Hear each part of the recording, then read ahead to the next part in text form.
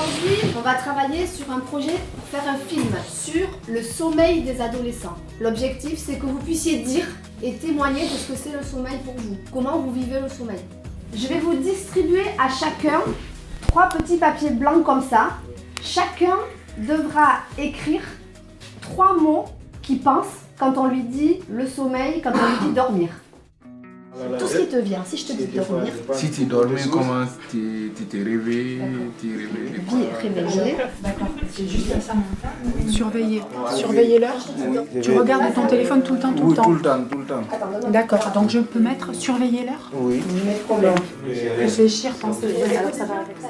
Le sommeil est essentiel pour l'équilibre de l'organisme. C'est aussi important que se nourrir ou respirer. Comment ça marche le sommeil? On est programmé pour dormir la nuit et être réveillé le jour. Quand la nuit tombe, le cerveau nous envoie un message aux différentes parties de notre corps pour qu'elles se mettent au repos. Ce qui se passe quand on dort, le cerveau ne dort pas. Il mémorise, il nettoie. Quand on dort, le corps se repose, les muscles se détendent, les toxines sont éliminées, le corps fait le plein d'énergie. Le sommeil, donc, c'est un état naturel d'une perte de conscience avec la réalité, puisque pendant le sommeil, le corps se détend, l'individu s'endort, il y a un relâchement musculaire et le sommeil est important parce qu'il permet de régénérer les organes. Chez l'adolescent, c'est encore plus important parce que le cerveau se développe jusqu'à l'âge de 21 ans et c'est pendant le sommeil qu'il se développe. D'où l'intérêt d'avoir pour un adolescent l'équivalent entre 9 heures et 11 heures de sommeil. Alors, ton premier mot. Dormir. Parce que je pense tout le temps à dormir. Et penser parce que je pense quand je dors, quand je me réveille tout le temps. D'accord. Je choisis le mot rêver. Quand on dort, on rêve des fois. C'est souvent même. Tous les jours même. Amadou, tu as mis mauvais rêve. Oui, quand j'arrive à rêver mauvais rêve, c'est le problème parce que je ne sens pas bien, il y a beaucoup de soucis. Oui.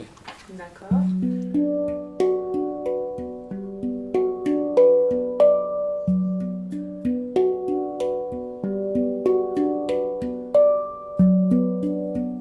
Il existe différentes phases de sommeil. Phase 1, l'endormissement. On s'endort mieux quand on se couche à la même heure chaque jour et quand on fait une activité calme avant. Phase 2, notre cerveau est au repos, nos muscles se réparent, les toxines qui nous fatiguent sont éliminées, le système de défense de notre organisme se renforce. Phase 3, le sommeil lent profond. On respire plus lentement et notre cœur bat moins vite. Les hormones de croissance sont libérées, c'est ce qui nous aide à grandir. Phase 4, le sommeil paradoxal. Notre cerveau est très actif, nos rêves sont intenses, ce que nous avons appris est mieux compris et enregistré dans notre mémoire pour s'en souvenir plus longtemps. Phase 5, la latence. On rentre dans un nouveau cycle de sommeil, soit on en sort et soit on se réveille. Chaque cycle dure environ 1h30. Une nuit complète représente l'enchaînement de 5 à 6 cycles. Donc aujourd'hui, on se déplace. Vous allez regarder dans tous les magazines que vous avez, les images qui vous intéressent. Il y a des ciseaux.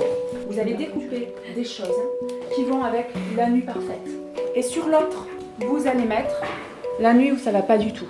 Dans ce qui va bien, ce qui va moins bien, quand c'est difficile, quand c'est facile. Le rêve, c'est pas bon, c'est ça le mauvais rêve. Mauvais rêve, il y a un nom. Le mauvais rêve, en français, ça s'appelle le cauchemar. On le met ou pas? Le cerveau se met à rêver parce que, pour l'adolescent, il le prépare à la réalité. Dans le rêve, c'est comme si c'était du virtuel. On rêve des choses qu'on ne connaît pas. Mais le fait de le rêver, le cerveau prépare l'individu à des situations qu'il peut vivre. Donc l'inconscient sait qu'il a déjà vécu ça et comment il a réagi. Il faut savoir que quand on rêve, il y a 80% de nos rêves qui sont désagréables. Qui c'est qui a choisi ça? C'est Guillaume, c'est moi. C'est toi? Pourquoi est-ce que tu as choisi? C'est le mauvais. Si tu réveilles ça, c'est pas bon quoi.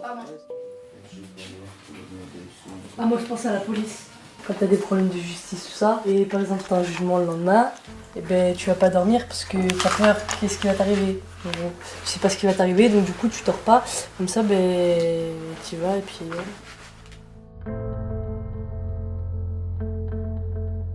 Moi, le sommeil, c'est quelque chose de très très important en fait. Parce que je trouve que si tu n'y arrives pas à dormir, tu n'arrives pas à faire rien dans ta vie en fait. Moi j'ai des problèmes avec mes sommeils quand même. Puis des fois j'arrive pas à dormir. Jusqu'à partir de mes 11 ans, peut-être, je faisais beaucoup d'insomnie le soir. Je me réveillais ou je dormais quasiment pas. Ça m'arrivait de dormir 3 heures par nuit.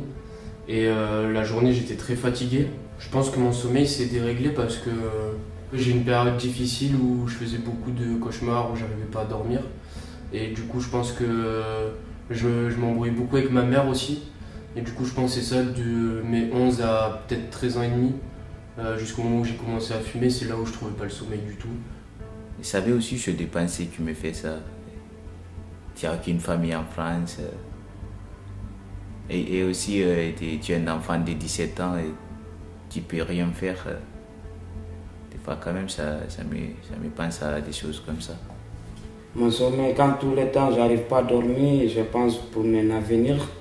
Quand je pense de ça, j'arrive pas à dormir. Je pense à ma famille tout le temps parce qu'ils sont décédés. Maintenant, c'est moi seul dans la vie ici. Sometimes je pleure, moi seul, ça me touche. Oui. Parce que des fois, ton situation, c'est compliqué. Le papier, tout le truc. Donc, tu n'arrives pas à le dormir, tu te penches jusqu'à le matin. Chaque fois, tu te penches ta tête, il ne repose pas. Tu te penches le sol, jamais tu ne dors pas. Le l'air, ça passe. Le l'air, ça passe. Le second, c'est en train de passer jusqu'à le matin. Mais du coup, tu regardes le l'air, et il y a la 5 heures. Non, si j'ai dormi, je ne fais pas mon rendez-vous demain. Du coup, tu as le rendez-vous demain, tu n'es pas te reposer, ça t'a empêché de dormir, quoi. Dans ces cas-là, j'ai mes éducateurs, je les parle comment je me sens et des fois ils me parlent bien. Ils me disaient il faut toujours pas te patienter. Des fois ils m'ont amené sur infirmière pour voir comment les choses se passent pour moi. Et ça a été bien passé quand même. Comment vous êtes le lendemain quand vous avez passé une bonne nuit et comment vous êtes le lendemain quand vous avez passé une sale nuit? Moi, si je dors bien, ben, je me réveille bien. Ouais. Si je dors mal, ben, je me réveille mal, je suis énervée. Il faut que je dorme.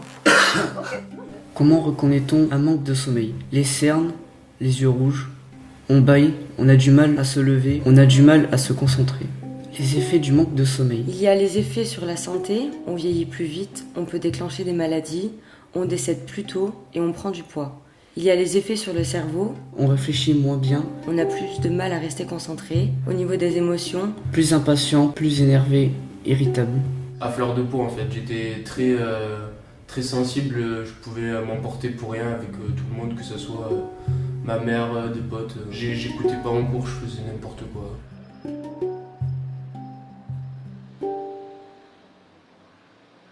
Alors, la dernière fois, vous vous rappelez, on a parlé d'abord de ce que c'était pour vous le sommeil. Hein. Donc là, maintenant, on aimerait savoir comment vous faites quand vous n'arrivez pas à dormir pour mieux dormir. Moi, si j'ai envie de dormir, si je n'arrive pas à dormir, je regarde la télé. Tu regardes la télé. Guillaume, comment tu fais toi pour dormir? Je vais sur mon téléphone, Tu vas sur ton téléphone. Qu'est-ce que tu fais sur ton téléphone, toi? je regarde des vidéos. Tu regardes des vidéos et après tu t'endors. Kylian, comment fais-tu toi quand tu es énervé? Je fume un petit joint, tu vois. Tu fumes un petit joint? Ouais. Qu'est-ce que ça permet de fumer un petit joint? Ça me donne envie de dormir, quoi. Ça te donne envie de dormir? Ouais. Ok. Les autres? Moi, je sais que le cannabis, tout ça, vu que ça pose, c'est pas comme l'alcool, ça pose, mais du coup, ça aide à endormir.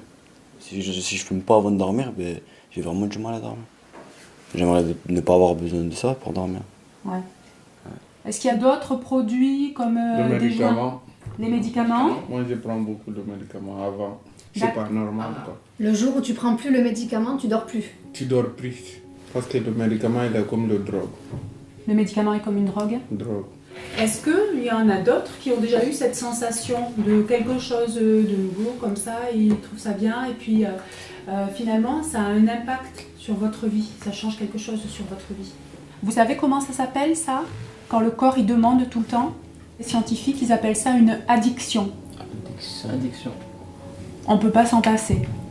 L'addiction, c'est une attitude, on va dire, compulsive, exagérée, qui dépasse le raisonnement et les émotions. C'est-à-dire qu'il y a l'addiction comportementale, les écrans, les jeux, les drogues, il y a le sexe, il y a tout ça. Tout ça, il y a même la nourriture. Tout ça, ce sont des addictions. L'individu, quand il se jette comme ça dans un jeu, dans des drogues, c'est qu'en fait, il a une mésestime de lui-même. Hein. Il perd toute notion de réalité. Il n'arrive pas à s'apprécier. Il n'a plus confiance en lui. Et donc, il va rejeter ça sur quelque chose d'autre, comme la cocaïne, les jeux. La personne ne s'aime pas suffisamment, est tellement mal intérieurement que c'est à travers l'alcool, la cocaïne, qu'elle va se détruire. Il me fallait m'en joindre du soir, sinon je dormais pas. Comme je sais que j'allais pas dormir, en fait, il fallait que je m'occupe, que je fasse quelque chose, mais peut-être pas que c'était la bonne solution. Je pense que j'aurais dû persévérer et peut-être que j'aurais réussi à dormir. Quand je fumais pas, quand j'avais pas de cons, la nuit je dormais quasiment pas. J'avais chaud, je tremblais, j'arrivais pas du tout à trouver le sommeil. Mais quand je fumais, je dormais comme un bébé. Mais bon, le lendemain matin, on se réveille, on est à la pâteuse, on n'est pas bien, on est fatigué. Lorsqu'on regarde des écrans, le soir on regarde souvent la télé, et bien on bloque une hormone qui s'appelle la mélatonine et qui permet de s'endormir. Et la lumière bleue qui est dans les écrans empêche la sécrétion de cette hormone, empêche l'hormone qui permet de dormir de venir dans notre corps et de nous mettre dans cette phase d'endormissement. Quand on commence à jouer, en fait, il y a une succession d'images et le cerveau, lui, se retrouve capté par les images qui appellent l'individu à rester face à l'écran ou devant la télévision. La dopamine, qui est une hormone de comportement, tant qu'elle n'a pas eu ce plaisir, on va dire, immédiat, elle va piaffer en disant j'ai besoin de ça, j'ai besoin de ça, j'ai besoin de ça, avant de dormir. Si le jeune n'arrive pas à voir son jeu ou son écran avant de s'endormir parce qu'il est habitué à ça, et bien en fait, il ne pourra pas avoir un sommeil serein. Il ne va pas s'endormir normalement. Et en fait, c'est un cercle vicieux parce que plus on la sollicite, cette dopamine-là, et plus on va avoir envie d'en avoir.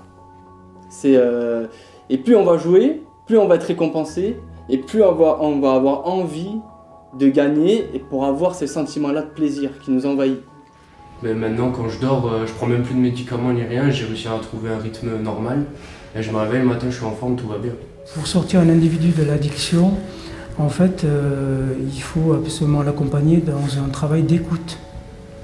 Déjà, c'est de lui faire prendre conscience qu'il est dans un état addictif. Il y a l'autre phase, c'est je veux changer, mais il n'y a que lui qui peut le faire. Alors on peut mettre tous les accompagnements que l'on veut derrière, mais s'il n'a pas choisi de changer, c'est reculer pour lui sauter. Le seul moyen en fait pour arrêter de fumer, c'est qu'il faut avoir envie. Moi j'avais envie d'arrêter, j'ai réussi. J'ai arrêté le 3 août, j'ai plus rien touché parce que niveau physique, mon corps il en voulait plus. Quand je fumais, j'avais envie de vomir. Le soir, je dormais pas même si je fumais. J'étais arrivé à un moment où là, fallait vraiment que j'arrête, je fumais trop. Du coup, ce que j'ai fait, je me suis remis au sport. Vraiment, je me tue au sport peut-être 3-4 heures par jour, toute la semaine. Et ce qui fait que le soir, quand on rentre chez soi, on est crevé, on est mort.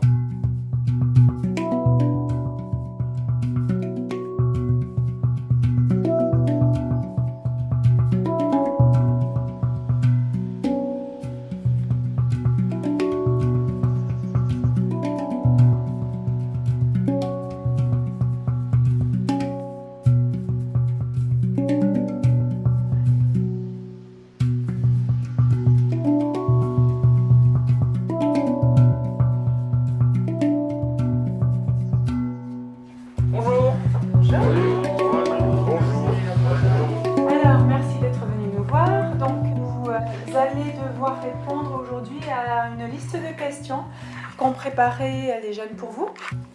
Pourquoi le sommeil est-il important pour les adolescents? Pourquoi a-t-on parfois du mal à dormir? C'est quoi une addiction? Est-ce que c'est vrai que le cannabis est moins dangereux que les médicaments? Pour moi, c'est complètement faux. Tout simplement parce que la plupart des jeunes consomment le cannabis en le fumant. Et donc à partir du moment où il y a une combustion, il y a un passage de fumée dans les poumons, ça va vous abîmer les poumons et au fur et à mesure vous allez avoir des cancers et tout un tas de complications. En France, vu que ce n'est pas légal, vous ne savez pas ni d'où ça vient, ni avec quoi c'est coupé, parce que parfois les têtes de cannabis sont coupées avec du verre pilé et du coup ça va provoquer des entailles dans les poumons. Le shit est coupé avec du henné, avec du pneu, avec du pétrole, avec tout un tas de produits qui sont dégueulasses et qui vous pourrissent la santé plus qu'ils ne l'améliorent. Alors que les médicaments sont sous contrôle de l'État et on sait exactement ce qu'il y a dedans. Et puis certains vont pas prendre de médicaments pour prendre du cannabis, mais ils vont prendre tellement de cannabis, une quantité tellement énorme, que ça va être plus dangereux pour la santé, alors qu'on peut prendre un médicament contre 6 joints par exemple. Par contre, moi, ce que je rencontre quand même pas mal de jeunes qui disent que fumer ça les aide pas à dormir, hein, parce qu'on dit que ça empêche de penser, fumer c'est pour être cool, pour plus penser. Et bien la majorité des jeunes que je rencontre quand même ils disent qu'ils fument et qu'ils pensent encore plus, que ça cogite sur les problèmes, qu'il y en a beaucoup plus, qu'ils n'arrêtent pas d'y penser, etc. Donc est-ce que ça aide à dormir? Oui et non. Ça dépend aussi de l'état que vous êtes avant. Si vous êtes très triste, ça va pas forcément vous rendre plus heureux. Ça dépend vraiment de chacun à la base comment vous êtes. Moi je reçois donc des enfants, des adolescents, donc en difficulté, donc c'est-à-dire qu'ils viennent avec il y a quelque chose qui va pas. Donc généralement ils sont pas capables de dire quoi, donc on va essayer de comprendre au travers de comportements, parce que généralement ils sont très très en colère et donc ça est surtout dans la violence à la PJJ. Donc on va essayer de comprendre pourquoi il y a cette violence et essayer de comprendre les émotions qui sont derrière. Parce que généralement les ados ils n'arrivent pas à mettre des mots dessus. On va beaucoup parler, c'est vrai. Et des fois on va utiliser des médias, j'en sais rien, on va aller dessiner, on va casser des choses ensemble pour enlever toutes les émotions, pour aller mieux. Je peux faire plein de choses, mais c'est surtout avec les mots. Je vais aider à parler et à comprendre ce qui va pas. Et après, moi, je suis pour tout ce qui est technique de relaxation, sophrologie, pour pouvoir aider à l'endormissement. J'ai fait un gros travail avec de la sophrologie pendant 2 ans quasiment. Et ça, c'est top, ça m'a aidé à me concentrer, à pouvoir me détendre autrement qu'avec le cannabis, avant d'aller au sport, avant de dormir surtout, ou quand on a des moments où on ne se sent pas bien, qu'on est en colère, qu'on est frustré. Ça aide vraiment beaucoup sur la question morale. Et maintenant, vous allez expirer lentement par la bouche, comme vous savez le faire, expirer. Et puis vous allez inspirer par le nez, gonfler votre ventre comme si vous gonfliez un ballon. La sophrologie, elle va aider à gérer les émotions, elle va aider à canaliser le stress ou l'irritabilité, on va dire, par la respiration, par la visualisation, par le relâchement musculaire, par la projection positive, par l'acceptation de soi. C'est travailler toujours dans l'ici et maintenant. Bonjour à tous. Bonjour. Je m'appelle Rudy Dupont, je suis éducateur à l'EPE des Landes, à Mont-de-Marsan. Je travaille avec vous tous les jeudis sur le Qigong, voilà, une pratique qui permet justement de travailler sur la gestion des émotions, améliorer le sommeil et être en bonne forme. Alors le Qigong, c'est une discipline interne chinoise qui a pour vertu d'améliorer la santé. Voilà, d'un point de vue physique, d'un point de vue mental. Plus tu en fais et plus tu as les bienfaits. Donc on va faire des mouvements d'ouverture. Donc, mouvement d'ouverture. Les paumes tournées vers le ciel. Je monte vers le ciel, les paumes regardent le ciel et je redescends. On monte comme ceci. Et au niveau du sternum, on change la position des mains, on descend. Et du coup, les problèmes d'addiction, en pratiquant le Qigong de façon très régulière et qu'on arrive du coup à gérer le sevrage, le fait de ne plus avoir de produits dans le corps plus facilement. Pour le sport sur les addictions, c'est pas anodin que le sport est systématiquement sollicité dans les services addictologie dans les hôpitaux, parce qu'il vient en fait en compensation du circuit de la récompense et de la dopamine. Parce que lorsqu'on fait du sport, on alimente ce circuit de la récompense, et au lieu de prendre son produit pour avoir sa dose, la personne va faire du sport pour remplacer ça en fait. La difficulté c'était quoi, Amadou? Oui. La principale difficulté là? Ce qui était difficile. Oui, c'est vous descendez. Ouais. L'esquive. Et pourquoi? Parce que ça demande beaucoup d'énergie. Il faut avoir un certain temps entre le moment où on fait du sport et le moment où on va s'endormir. Il faut compter à peu près 2 heures, 2 heures et demie. Parce que lorsqu'on fait du sport et qu'on est trop proche des temps d'endormissement, lorsqu'on fait du sport, on sécrète ce qu'on appelle de l'adrénaline. C'est une hormone qui permet d'accélérer le cœur et qui nous met en éveil. Et si on fait du sport trop proche de la période où on va s'endormir, eh bien ça va nous empêcher de dormir justement. Reste allongé, Younes, regarde. Allongé et tu remontes juste les genoux. Allez. Effectivement, le sport peut aussi aider à s'endormir. Hein. Si on le fait bien avant l'endormissement, 1 heure, 2 heures avant. Il ne faut pas faire de sport avant de dormir, mais faire le sport la journée. Ne pas manger trop lourd, ne pas regarder trop d'écran, ne pas boire de boissons énergisantes. Essayez de dormir à la même heure. Dormir dans le silence, dans un lit propre, dans le noir. Faire attention à la température de la chambre. La dernière fois, je me rappelle qu'il y en a qui m'ont parlé de la cigarette, il y en a qui m'ont parlé de l'alcool, il y en a qui ont parlé des drogues, il y en a qui ont parlé de l'amour, il y en a qui ont parlé des filles. Moi, je parle de l'amour. Ouais. Des fois, tu fais pas l'amour tout le temps.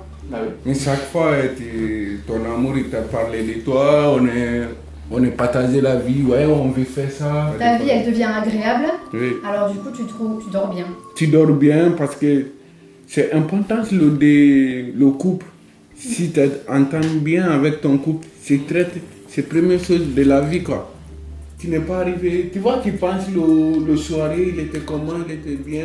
Oui, je suis content, même le lendemain, la journée, je suis content. Je dis, ok, hier, j'ai passé le bien, j'étais content. C'est comme ça. Pour moi, c'est très, très important.